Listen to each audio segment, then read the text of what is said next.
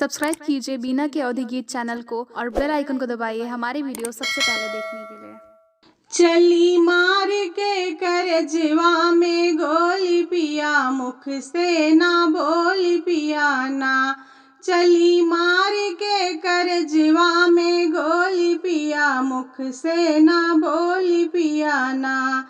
आए चारे कहार डोली लिए मजेदार, आए चारे कहार डोली लिए मजेदार। माला फूल से सजाए रहे डोली पिया, मुख से ना बोली पिया ना। माला फूल से सजाए रहे डोली पिया, मुख से ना बोली पिया ना। चली मार के करजवा में गोली पिया, मुख से ना बोली पिया ना।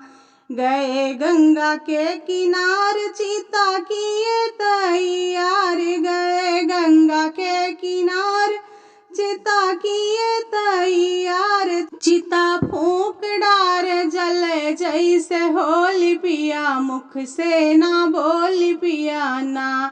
चिता फूंक डार जले जैसे होली पिया, मुख से ना बोली पिया ना। चली मार के करजवा में गोली पिया, मुख से ना बोली पिया ना।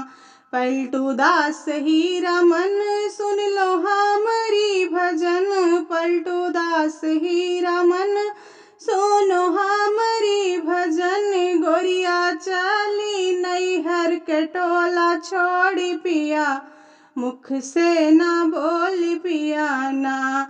गोरिया चली नैहर के टोला छोड़ी पिया, मुख से ना बोली पिया ना। चली मार के करजवा में गोली पिया, मुख से ना बोली पिया ना। चली मार के करजवा में गोली पिया, मुख से ना बोली पिया ना।